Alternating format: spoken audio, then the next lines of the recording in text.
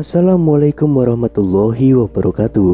Kembali lagi di channel Nasihat Kehidupan Misteri. Pada video kali ini saya akan membahas tentang harta warisan Soekarno siap dibagikan untuk rakyat Indonesia. Sejarah harta amanah ini sebenarnya tidak terlalu rumit untuk dikaji, karena apa yang telah dilakukan oleh Soekarno adalah merupakan pekerjaan meneruskan tugas leluhur dan nenek moyang Nusantara. Sebelum membahas lebih jauh lagi, mari kita merubah konsep harta amanah Soekarno menjadi harta amanah Nusantara. Karena Soekarno sendiri tidak pernah mengatakan bahwa aset raja-raja Nusantara ini adalah bukan atas nama beliau pribadi. Harta amanah Nusantara adalah berawal dari aset turun-temurunnya, mulai dari khalifah pertama hingga khalifah akhir di muka bumi ini. Lalu siapakah itu khalifah? Yaitu manusia yang diutus oleh Tuhan sebagai penuntun, pemimpin, dan pemberi jalan petunjuk bagi umat manusia kembali kepada Tuhan. Mereka adalah para nabi dan rasul, serta manusia yang diberi petunjuk setelah para nabi dan rasul terdahulu, yang juga tercantum dalam ayat-ayat Al-Quran. Dalam Quran Surat Al-Baqarah ayat 30, "Dan ingatlah ketika Tuhanmu berfirman kepada para malaikat, Aku hendak menjadikan khalifah di bumi. Mereka berkata, apakah engkau hendak menjadikan orang yang merusak dan menumpahkan darah di sana, sedangkan kami bertasbih memujimu dan mensucikan namamu? Dia berfirman, sesungguhnya Aku mengetahui apa yang tidak kamu ketahui." Saya akan membatasi perial sejarah kenabian ini. Kita mulai dari masa kepemimpinan Nabi Sulaiman alaihissalam dan Ratu Bilqis. Mengapa Nabi Sulaiman dan Ratu Bilqis? Beliaulah yang merupakan induk dari harta amanah Nusantara ini. Baginda Raja Sulaiman adalah utusan yang saya maksud. Harta bumi yang dititipkan Tuhan kepada makhluknya sebagai khalifah di muka bumi ini berawal dari sejarah kepemimpinan Nabi Sulaiman alaihissalam dan kekayaannya Ratu Bilqis. Di dalam cerita ini ada manfaat bagi kita semua bahwa harta amanah ini berawal dari leluhur terdahulu. Apa yang menjadi bukti bahwa harta amanah Nusantara tersebut terkait dengan kekayaan Ratu Bilqis dan Nabi Sulaiman? Berawal dari menyatunya kekuasaan dan kekayaan harta bumi dan harta langit dari Ratu Bilqis dengan kekuatan spiritual dan kepemimpinan Nabi Sulaiman alaihissalam.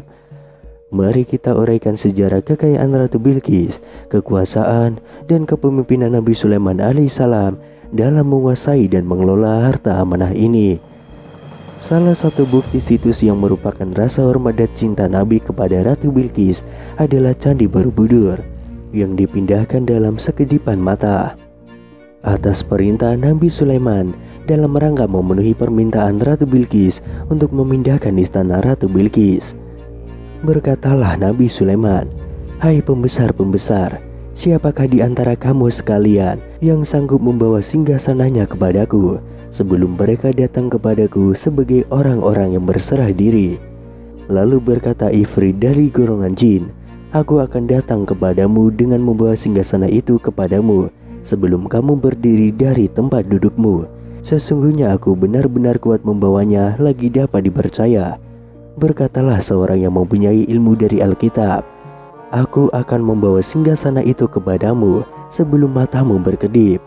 Maka tatkala Nabi Sulaiman melihat singgasana itu terletak di hadapannya, ia pun berkata, "Ini termasuk karunia Tuhanku untuk mencoba aku apakah aku bersyukur atau mengingkari akan nikmatnya.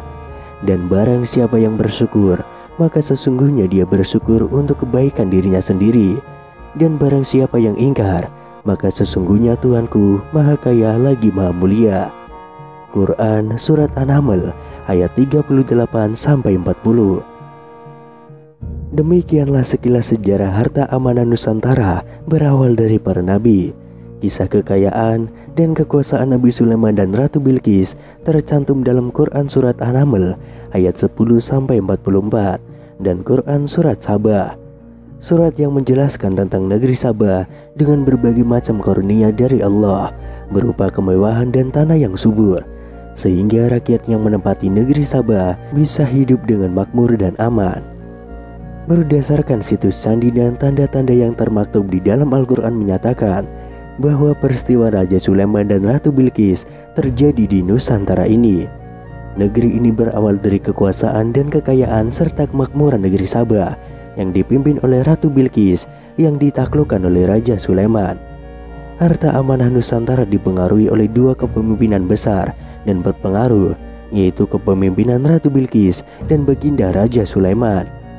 Dengan kemampuan dan kepemimpinan serta kewibawaan Raja Sulaiman atas anugerah Tuhan, maka Raja Sulaiman dapat menaklukkan kekuatan dan kekuasaan Ratu Bilqis hingga dari menyembah matahari menuju tunduk penyerahan diri kepada Sang Ilahi.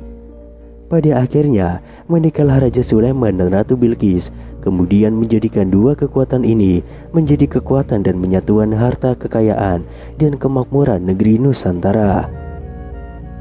Lalu apakah itu sistem harta amanah Nusantara? Sering kita mendengar kalimat harta amanah Soekarno. Harta amanah ini adalah sistem pengelolaan yang dilakukan oleh Soekarno terhadap aset para raja-raja terdahulu, terutama aset terbesar dunia yang dikuasai oleh Pakubuwono X saat zaman penjajahan Belanda dahulu.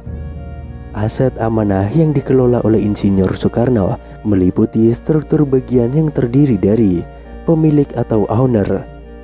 Kepemilikan atas aset amanah Nusantara ini dimiliki tunggal oleh atas nama bangsa Indonesia. Pemilik atau owner tidak memegang tapi menguasai surat, barang, saham dari aset amanah, tetapi memiliki kewenangan khusus sebagai pemilik. Dalam pengelolaan aset amanah ini, yang memiliki kewenangan pengoperasian sistem dan penggerakan aset adalah pemilik atau owner itu sendiri, yaitu Presiden Soekarno. Kemudian pemegang amanah atau holder adalah orang, teman, atau kolega dari Soekarno. Para holder atau pemegang amanah tersebut ditugaskan untuk memegang aset titipan Soekarno untuk terus menjaganya. Hal ini untuk memudahkan pergerakan dan perputaran dana amanah dari hasil pecahan atau sempalan dari dana induk, agar dapat dimanfaatkan oleh para holder sebagai jaminan pengerjaan proyek yang diperlukan untuk negara dan rakyat di sekitar holder. Namun tidak banyak dari para holder atau pemegang amanah paham manfaat dan kegunaan dari apa yang telah dia pegang dan diamanatkan. Kebanyakan pemegang amanah atau holder menganggap surat titipan yang dipegangkan itu adalah miliknya dan dicairkan untuk kepentingan pribadi dan keluarganya.